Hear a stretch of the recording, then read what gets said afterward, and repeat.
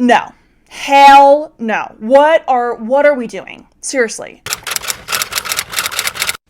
Hello and welcome back to the Inside Track. Sorry for the lack of videos last week. I was just busy spending time with family, but I hope y'all are ready for a new, slightly controversial, may ruffle your feathers, but still very fun video I have planned for you today. For those of you that don't know, or if you are new here, my name is Anna, and I talk about all the things when it comes to the equestrian industry. The controversies, the call-outs, and the conversations nobody's really willing to have, I'm here to have them. So if that sounds like your cup of tea, go ahead, sit down, grab a snack, and let's chat. In today's video, we are going to go over 10 of my unpopular opinions within the equine industry. It's actually going to be just 8 unpopular opinions. I apparently cannot count, so enjoy. Just a disclaimer, if you participate in any of the things I'm about to mention, please know that I don't necessarily think that you are a bad person, just that there are things that we are going to disagree on. And just a reminder, we as a population will disagree on things. It is not a personal attack,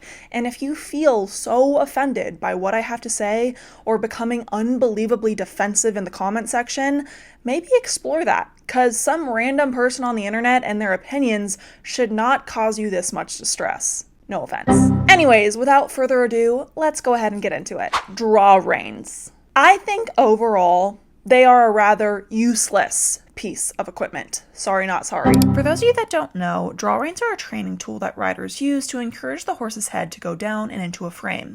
They run from the rider's hands through the rings of the bit, and they attach to the girth. It acts as a pulley system, so as you tighten the draw reins more and more, the horse has no real other option but to drop their head. It is a band-aid tool at the end of the day. They're using them to force the end result of something that needs to be developed and built over time through the building of muscle and balance. In my mind, draw reins are the equivalent of someone coming up behind you when you're sitting slumped over in a chair and forcing your shoulders back and causing you to sit up straight. When in reality, in order to sit up straight, you need to sit evenly on your seat bones, engage your core muscles, lift your ribs, and stretch your shoulders down and away from your ears. Forcing all of that through a jerking motion could cause harm to your back. Same idea or principle applies here with riders using draw reins on their horses. Now, I know a lot of people use them on the flat as a tool and really only use them on occasion, and I guess that's kind of okay, but what I really don't understand is how so many people are riding with them so constantly nowadays. I mean, 5 to 10 years ago, they were truly a rarity, and now every time someone is schooling their horses, they are seen riding with them. And all I have to ask is why? Why do you need your horse's head down 100% of the time? While I understand you want to ensure your horse travels properly on the flat, I just beg the question, why are we no longer actually relying on our training and our own abilities as riders to do that for our horses? Again, I can understand to an extent why people would use it as a tool, but to use it every single time you go to ride, it's no longer a tool. It's a crutch, especially considering the only guarantee you have when using draw reins is the horse's head goes down. You can't actually guarantee the horse is actually lifting through their back and is traveling properly engaged, which is the entire point of riding a horse together and in a frame. And if you are ever jumping in draw reins, no. Hell no. What are we doing? Seriously. And why has it become so normalized and so common? Literally every other video of horses schooling over fences at home nowadays, they're seen in draw reins. Why? Why? You're schooling. You and your horse are allowed to be imperfect. I just don't understand how people who jump in them, how are you not catching the horse in the mouth at every jump and in every landing when the draw reins are visibly taut the entire round and the horse's head is unable to relax and let loose to help balance themselves, and hell, even sometimes have a full bascule over the jump because the draw reins literally stop them from being able to do so. I myself do not love draw reins just on the principle of how they work, but I really struggle with how many riders find it acceptable to be flatting and jumping in them as often as they do. The phrase, "my horse is so brave it can jump over anything no matter what distance." That phrase is doing way more harm than good. I fear that by having this unbelievably brave horse is not the flex you think it is, and I also fear that we have lost the plot entirely when it comes to creating horses that are genuinely safe for everyone involved. When we punish a horse for stopping at a fence or bucking a rider off, we're essentially telling them to ignore their own survival instincts. But those instincts exist for a reason. A horse that stops at a jump might be telling you they weren't ready. A horse that bucks might be telling you that something is wrong. And when we train our horses out of those responses, we're not necessarily creating better horses. We're actually creating horses that have learned to override their own communication system. And that's not only unfair to them, it can actually create a very dangerous situation for everyone involved. If you're confused by this type of thinking, let me just paint you a picture or give you an example. Let's say that there are two horses cantering up to a jump, and somehow along the way, there was a miscommunication and the horse got there on a funny stride. One horse refuses, and although that's an unfortunate penalty, both horse and rider are safe. Whereas the other horse decides to jump, but because it was an iffy stride, the horse didn't do a good enough job judging the jump and ends up having a rotational fall. This happens more often than we think, and now both horse and rider are injured. The first horse, you could argue, has a stop in him, which is a big no-no in the horse world, while the other horse is arguably very brave, which gets a lot of praise. But that exact bravery put the horse and rider in an even more unsafe situation than the stopper ever did. I don't know about y'all, but I'd much rather sit a stop or try to sit a stop than try to keep my horse and myself safe when they are put in a situation where they're basically crashing through a jump because they were taught you jump or you die. Believe it or not, your horse stopping isn't their attempt at sabotaging the round or the competition. It's their way of saying, hey, that didn't feel right, I wasn't ready, and I'm gonna stop here and not jump to keep myself and my rider safe. And guess what? A horse stopping like that is an honest and brave horse, not the other way around. This one's gonna ruffle some feathers. Selling your horse to progress in the sport is technically still putting your horse before the sport. Now, before you get your pitchforks out, hear me out. If you have a horse and they're only comfortable at, say, the 2'6" level, for whatever reason, but your goals are 3 foot and above, yes, you could say that your dreams just won't get accomplished. But say someone does try to push their horse, I would argue that'd be far more selfish, far more dangerous, and flat out inhumane to keep that horse and go put them in those bigger classes than to turn around, sell that horse, and to go find something that is already comfortable at that height and even capable of doing more. Now, I know that sounds harsh, and I am in no way advocating for people to dump their horses as soon as they aren't useful to them, but we have to acknowledge that the majority of equestrians participate in this sport from an exercise and competition perspective. Meaning most people who are equestrians have goals and ambitions of riding at a certain level, and it's up to them to ensure that the partner they have is capable of achieving those levels and those goals. Now, I know what you're thinking. If your horse can't do the job, maybe the dream just isn't meant to happen. But we're in an era where there are so many options for both horse and rider to succeed, whatever that looks like for you. As long as the horse's comfort and welfare stays the number one priority and ensuring via contract the horse always has a safe landing, letting people go after their ambitions and goals, even if that means with a different horse, it is honestly the least of our worries in this industry. Not everyone wants to just trail ride. Some people's happiness in this industry comes from their goals to one day go jump the big jumps. And if that's your goal, understanding that your childhood grade Appaloosa pony that costed grandma and grandpa $600 back in 2008 isn't gonna get you there, it's okay to go looking for something else. Just again, don't dump the pony. Sparkles deserves a loving and kind home who will match his needs as well. And if you can, absolutely keep him. But overall, your goals need to be appropriate for your partner as well. If you genuinely believe equine chiropractors are a hoax, then you just haven't met the right one. I understand why people are skeptical of them. I really do. But you cannot ignore the literal thousands, if not millions, of success stories people have had from their horses getting seen from an equine chiropractor. Look, I know, snapping, popping, and pushing bones into the correct place sounds intense, maybe even a little scary. And look, your concerns are valid. Every horse is an individual, and their musculoskeletal systems can be wildly different from one horse to the next for a multitude of different reasons. But here's the thing about the body. We know how many bones there are, we know where they're supposed to line up, or at least somewhat line up, and when something's off, whether it's from an injury, a weakness, or just the way the horse was born, a chiropractor can help figure out why that spot keeps getting sore or why something keeps on shifting and creating massive discomfort. And just like any other profession, it's not one size fits all, and what will help one horse might not help the next. Not every horse needs all four shoes.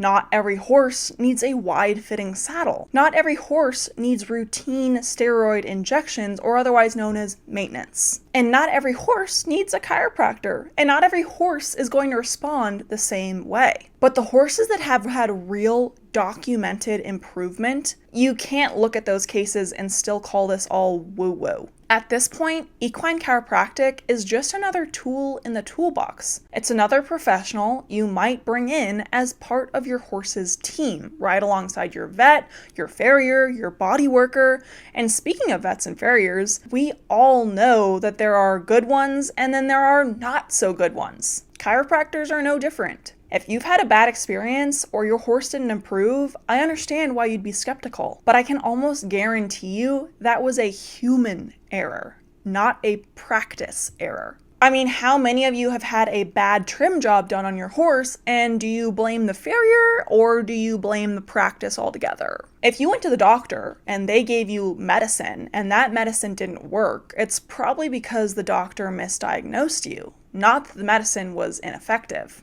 Don't write off the entire practice because the chiropractor you hired didn't do a good enough job. Preferring harsh bits with soft hands over soft bits with harsh hands is counterproductive. Using that phrase as an excuse for using overly harsh bits, I'm talking about bits with extremely fine pain points and or extremely harsh and aggressive leverage points. You are no better than the person yanking on their horse's mouth in a snaffle. In fact, you are the very same. Let's take two guys and play a game of try to break a wall. I don't know how else to say it. But the first guy is faced with a wall covered in lasers, barbed wire, poison ivy, all of these crazy things. Is it passable? Sure, I guess. But getting through it is going to cost you. Any big movement is going to be incredibly painful, but any small movement might also get you hurt. Now, the second guy is faced with a solid wall of thick plexiglass. No sharp edges, nothing truly dangerous on the surface, but it's also not easy to get through it either. You're going to have to hit it over and over and over with extremely large and massive blows before it even gives. He'll get through the wall eventually, but he's gonna walk away bruised. These are two different walls, two different experiences, but both guys finish with damage. Same thing goes for this dumb bit argument. Now, I am not saying that every bit except a snaffle is abusive. No, I am not against people using a bit with a little bit more leverage or a slightly different mouthpiece.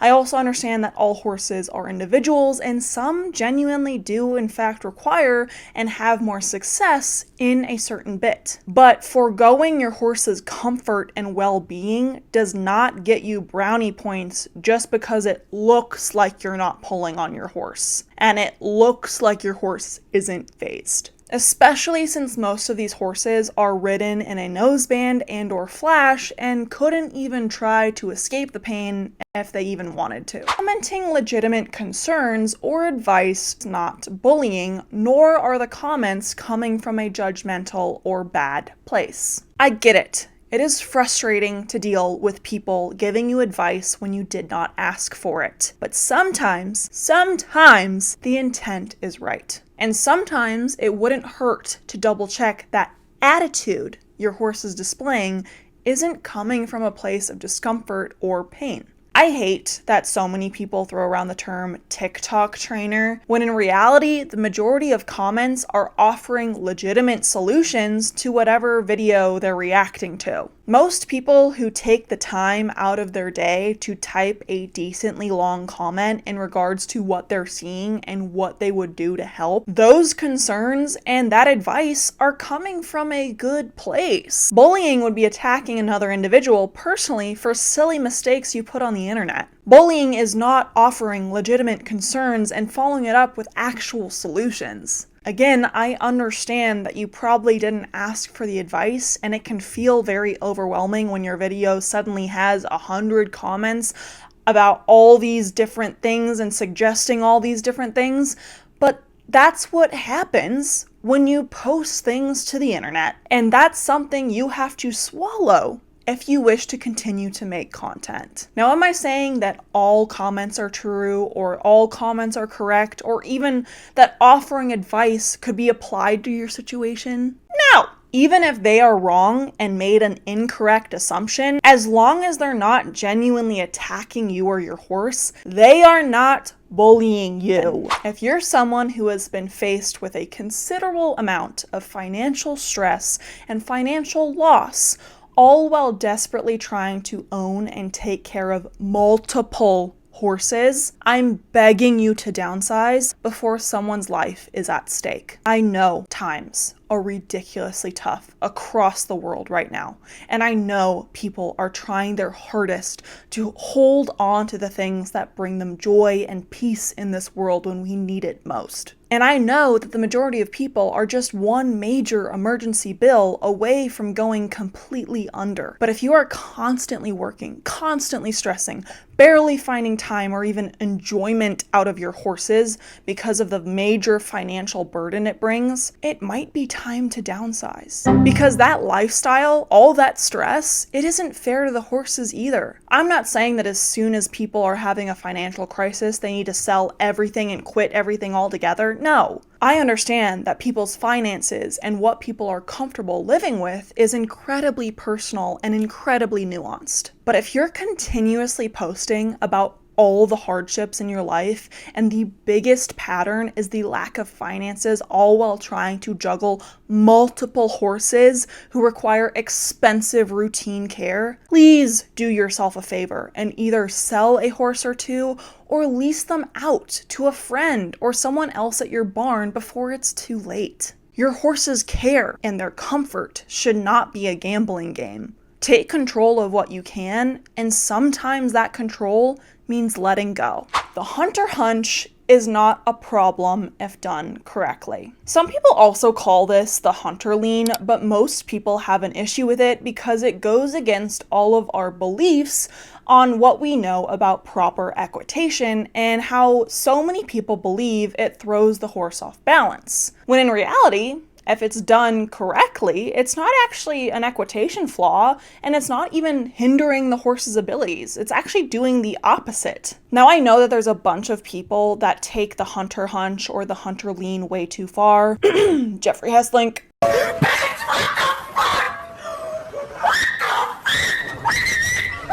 But the purpose of it and how to do it correctly actually encourages horses to really use themselves throughout the approach, the takeoff, the bascule, and the landing. When we think about our position, a lot of people imagine sitting super upright or maybe even sitting back towards a jump. They believe that that is the correct jumping position. But what many people don't actually realize is sitting back or sitting super upright towards a jump is actually a form of riding in a defensive riding position. Think about it. Why would you be sitting back to a jump or wanting to be super engaged in your upper body when approaching a jump or while on course? Because you're probably preparing for maybe the inevitable or for the worst to happen. A refusal, a stop, a runaway, hell, even crashing through a jump. But in the hunters are being judged on the horses, and you're basically demonstrating to the judge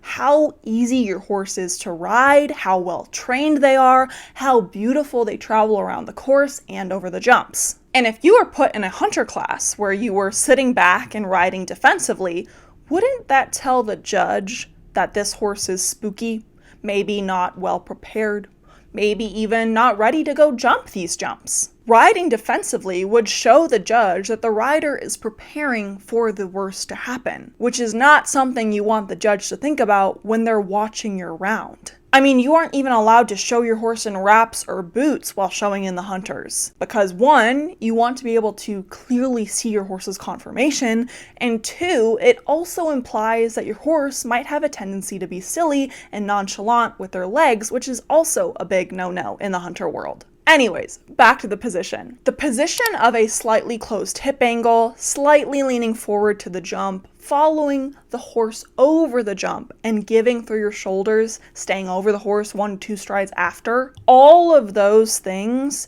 it actually encourages the horse to be softer and more free with their body, allowing the horse to truly lift their back and jump up to you as much as possible. When the horse is able to use themselves as much as possible by the rider staying out of their way and riding in a non-defensive way, that will actually help their movement and help them in staying relaxed throughout the class, which will help you win the class. Another misconception about the hunter hunch or the hunter lean is where the rider's balance lands and how it affects the horse. People think that the riders are flopping onto the horse's neck and causing the horse to be extremely on the forehand. I'm not going to sit here and pretend like that doesn't happen. It does, but if the position is done well and properly, all the rider's weight is still very much in their heels and lower leg, maintaining just as much stability and balance as one would have when sitting upright. Believe it or not, your upper body and lower body are 2 different parts and can actually function differently and react appropriately if you have the proper strength to do so. Now, the hunter hunch is technically an equitation flaw, but given what the hunters are judged on,